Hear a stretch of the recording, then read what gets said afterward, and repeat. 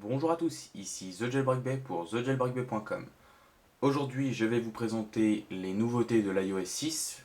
Nous avons ici la première version bêta, la bêta 1 de l'iOS 6 disponible pour les développeurs, distribuée par Apple. Et nous allons voir en grand les dernières nouveautés présentées lors de la WWDC de Apple et les nouveautés que nous avons découvertes au fur et à mesure de l'utilisation de cette iOS 6. Nous allons tout d'abord vous montrer que nous tournons bien sous l'iOS 6. Voilà, iOS 6, votre logiciel est à jour. Et on va tout de suite commencer avec la fonctionnalité de Siri, enfin la fonction Siri.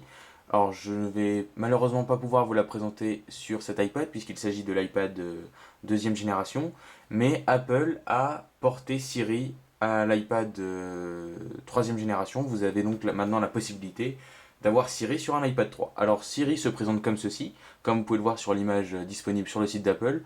Un petit carré va s'ouvrir lorsque vous allez maintenir le bouton Home et vous allez pouvoir parler tout naturellement pour avoir accès à plusieurs informations. Et Siri apporte maintenant de nouvelles fonctionnalités. Vous allez pouvoir lui demander des résultats de sport. Alors attention, de nombreuses fonctionnalités présentées lors de la WWDC d'Apple ne fonctionnent qu'aux États-Unis. Ce sont des fonctionnalités qui ne fonctionnent qu'aux États-Unis, aux USA, avec les scores de football américain, de baseball ou des choses comme ça.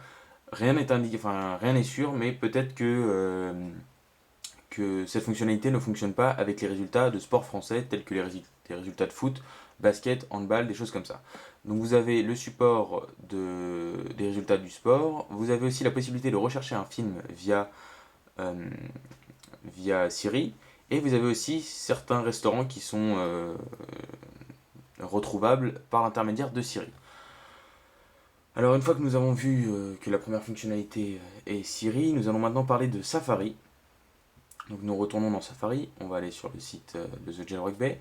La première nouveauté à découvrir, c'est le petit bouton iCloud tout en haut de la toolbar. Donc quand nous allons cliquer dessus, vous allez avoir accès à onglet iCloud. iCloud affiche automatiquement tous les onglets ouverts sur vos autres appareils. Donc si vous avez d'autres onglets disponibles sur un iPhone ou un iPad qui tourne avec l'iOS 6 et qui est connecté à un compte iCloud, vous allez avoir la possibilité de rouvrir cet onglet directement depuis un autre appareil si celui-ci est aussi connecté à iCloud. Autre nouveauté, et c'est là où la plus grande nouveauté de Safari réside, c'est dans l'option de partage. Vous avez donc maintenant une toute nouvelle interface pour partager vos liens, vos sites préférés. Vous pouvez donc l'envoyer par mail comme d'habitude, le tweeter, puisque l'iOS 5 intégrait le support de Twitter et l'iOS 6 intègre aujourd'hui le support de Facebook. Comme vous pouvez le voir ici, vous avez un nouvel icône Facebook pour pouvoir publier le lien de votre site internet en cours de visite sur Facebook. Vous avez aussi la possibilité d'ajouter votre site à l'écran d'accueil, l'imprimer, copier le lien, le mettre en favori ou l'ajouter à la liste de lecture pour pouvoir le lire en hors ligne. Alors on va montrer ce qui se passe quand on clique sur Facebook. Voilà, vous avez une petite fenêtre pop-up qui apparaît avec en joint ici le petit icône de votre site en cours de visuellement. Et vous pouvez écrire n'importe quel message. On va écrire donc ici The Jailbreak Bay. Voilà. Et vous pouvez cliquer sur Post tout simplement. Et le site sera partagé sur votre compte Facebook. Autre nouveauté aussi que j'ai découvert en utilisant un petit peu l'iOS 6, c'est une nouvelle interface dans le menu des signets, historique et liste de lecture. Vous avez une nouvelle façon de naviguer. Vous avez donc plusieurs onglets pour naviguer entre les signets. L'historique, ici, pour effacer l'historique, c'est comme ceci. Ou la liste de lecture, ici, qui est encore pour le moment vide. La nouvelle fonctionnalité qui est aussi disponible sur iPad et uniquement sur iPad, puisque l'iPhone la possède déjà, c'est la nouvelle application Horloge disponible sur l'iPad. Donc cette application a été totalement pensée pour l'iPad, redesignée pour l'iPad, avec les mêmes fonctionnalités par contre que l'application euh, horloge habituelle.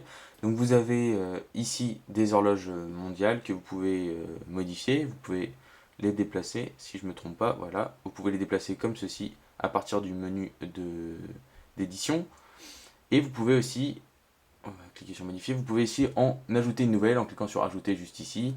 On va en mettre une Paris par exemple, voilà. Ah, elle était déjà ajoutée. On va mettre Hawaï. Los Angeles. Voilà, nous avons donc Los Angeles ici.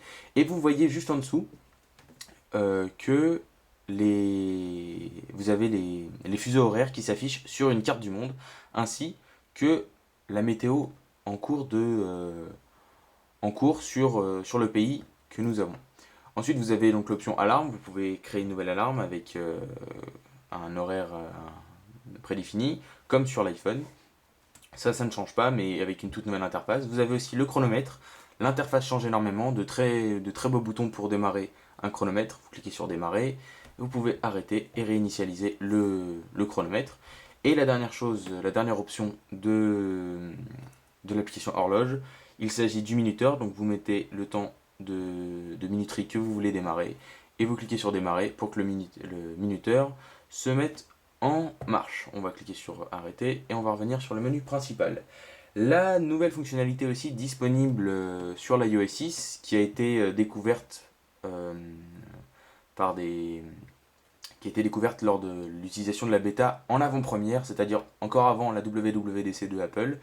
Certaines personnes avaient réussi à avoir accès à cette bêta et avaient découvert qu'une nouvelle option qui se nomme ici ne pas déranger, en anglais do not disturb. Cette application vous permet, en l'activant, de ne pas recevoir de notifications sur votre appareil. Alors vous voyez que lorsque je l'active, une petite lune, un petit quart de lune apparaît tout en haut dans ma statue bar à côté de mon horloge, m'indiquant que j'ai activé cette option. Et vous pouvez paramétrer cette option à l'intérieur du menu notification. Vous pouvez donc configurer un certain temps de cette option ne pas déranger pour, par exemple, si vous voulez ne pas être dérangé pendant la nuit, vous pouvez définir entre 22h et 7h si c'est votre choix. Mais vous pouvez aussi mettre des exceptions, par exemple, tous les contacts, enfin, un groupe de contacts tels que les favoris peuvent quand même vous appeler et vous recevrez une notification lorsque vous allez recevoir cet appel pour éviter de rater un appel peut-être important. Donc on va désactiver cette option. Et vous voyez ici, donc on va descendre maintenant dans l'application réglage, et vous voyez ici donc maintenant le nouvel onglet Facebook puisqu'il s'agit de l'intégration de Facebook. Nous avons, donc vous avez la possibilité d'ajouter votre compte juste ici, je l'ai ajouté au préalable, de même pour Twitter, ce qui a déjà été fait. Alors, une des nouveautés avec l'intégration de Facebook, c'est que vous pouvez ajouter tous les contacts de votre compte Facebook au contact de votre appareil en activant ici l'option contact. Vous avez la possibilité aussi d'ajouter les anniversaires et les événements de votre compte Facebook à votre calendrier sur votre iDevice, et il en est de même pour l'App Store, c'est-à-dire que vous allez pouvoir partager une application de l'App Store via Facebook pour indiquer à un ami que cette application est assez sympa et qu'il peut être assez sympa de la télécharger. Autre fonctionnalité, maintenant nous allons parler de l'application téléphone qui fonctionne sur l'iOS 6. Malheureusement je ne peux pas vous la montrer puisqu'ici je tourne avec un iPad de deuxième génération. Mais nous allons voir sur le site d'Apple les nouveautés de cette application téléphone. Donc il y a un nouveau design pour le clavier du téléphone, pour l'application téléphone en elle-même. Le pavé numérique a changé de couleur, ce qui est assez joli par rapport aux anciennes touches noires qui étaient assez sombres, c'est le cas de le dire. Mais la nouveauté principale, c'est un petit bouton comme celui du raccourci pour l'appareil photo qui va vous permettre de négliger un appel et d'envoyer un message pour lui dire que vous allez le rappeler peut-être plus tard ou que vous êtes actuellement en réunion et que vous ne pouvez pas répondre, ou alors tout simplement demander à l'iPhone de reporter cet appel, de mettre cet appel plus tard et de vous indiquer de le rappeler lorsque vous avez par exemple quitté la réunion ou que vous avez fini une activité et vous lui aviez annoncé qu'il fallait vous prévenir. Donc la dernière fonctionnalité que nous allons voir, c'est dans l'application Mail. Une des dernières fonctionnalités, c'est le pull to refresh. Lorsque vous voyez juste ici que ce petit bouton s'agrandit Et ensuite, il fait un refresh des mails pour savoir si vous avez reçu de nouveaux mails. Donc cette fonctionnalité était aussi disponible par l'intermédiaire du jailbreak dans, dans les anciennes versions d'iOS, iOS 4 ou iOS 5. Je crois que c'était un tweet de CH Pound qui avait créé cette fonctionnalité. Aujourd'hui, Apple l'a mise officiellement dans son iOS, ce qui est assez intéressant, et je trouve que l'animation est plutôt bien réussie. Autre fonctionnalité aussi, il s'agit du flux de photos. Vous allez donc maintenant pouvoir partager une photo sur votre flux de photos et envoyer cette photo à un contact.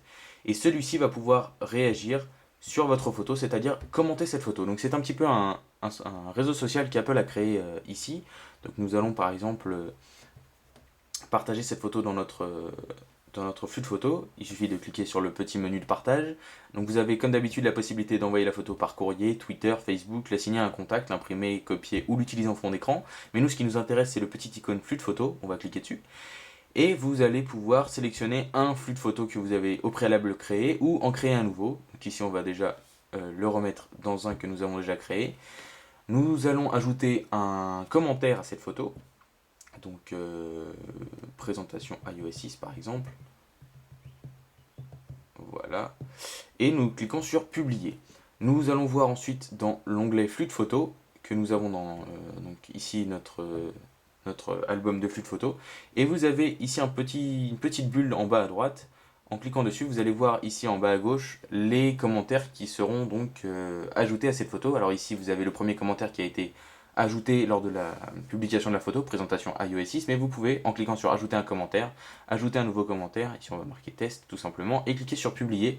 C'est aussi simple que ça, et les nouveaux commentaires apparaissent en bas à droite. Vous pouvez aussi aimer la photo. Un petit smiley jaune va apparaître. On va retourner sur le menu principal.